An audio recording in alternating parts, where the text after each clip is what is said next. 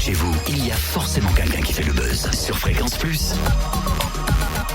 Tiens, dis-moi, Cynthia, est-ce que t'as vu les étoiles ce matin en arrivant à la radio? Bah oui, là c'est pour ça, on avait la tête dans les étoiles, elles scintillent comme tous les matins. Ouais, mais comment on est une étoile? Alors ça, c'est la contraction d'une nébuleuse, d'un nuage de gaz et de poussière qui se fragmente en plusieurs cœurs. Ouah, mais dis donc, t'en sais des choses. Ah non mais attends, c'est Gérard Ferrière qui m'a appris ça, hein. Qui ça? Gérard Ferrière, le conservateur en chef et directeur des Jardins des Sciences à Dijon. Tiens, d'ailleurs, il est au téléphone avec nous. Le planétarium de Dijon réouvre ses portes après plusieurs mois de travaux. Parlez-en avec nous, monsieur Ferrière, bonjour. Alors, c'est vrai que c'est une bonne nouvelle puisque le planétarium est enfin de retour. Le planétarium est enfin de retour. Après 2 mois de travaux, il offre des spectacles étonnants où les spectateurs sont placés en immersion d'image, sans appareillage sur les yeux. Vous êtes acteur au milieu de scène. Et l'objectif du nouveau planétarium, il est triple. D'une part, vous savez que nous vivons sur une planète qui a été formée il y a environ 4,5 milliards d'années. Nous sommes d'ailleurs à mi-parcours de cette planète. La vie est sur cette planète. Mais cette planète, la Terre, notre Terre, elle tourne autour d'une étoile qu'on appelle le Soleil. Et dans notre galaxie, il y a des milliards d'autres étoiles, comme le Soleil. Il y a aussi des milliards d'autres galaxies. Ce qui veut dire qu'il y a plus d'étoiles dans notre univers que de grains de sable sur la Terre. Mais pourtant, la vie, est-ce qu'elle existe ailleurs?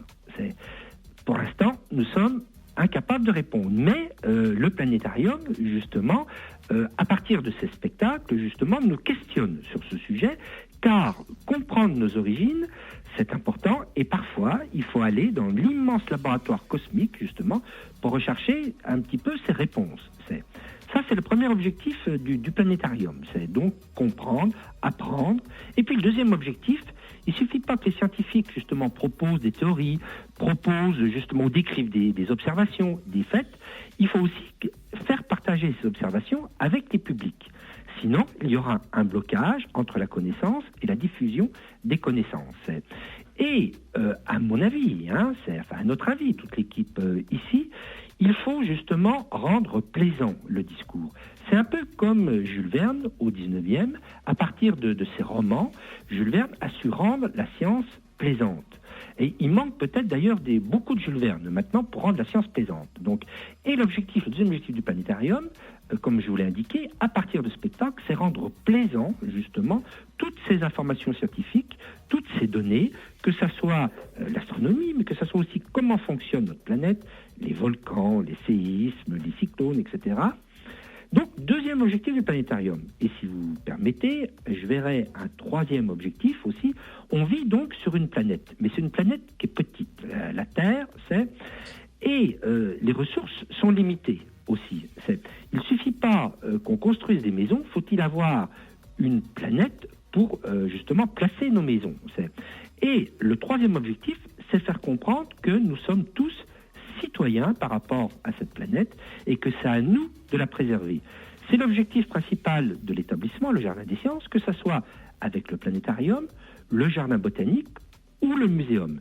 Comme ça, nous offrons justement une vision transverse, problématisée, agréable aussi, sur toutes ces sciences de l'univers, de la nature et notre place, les humains, notre rôle, notre responsabilité, les humains par rapport justement à cette vie qu'on appelle la diversité du vivant ou biodiversité.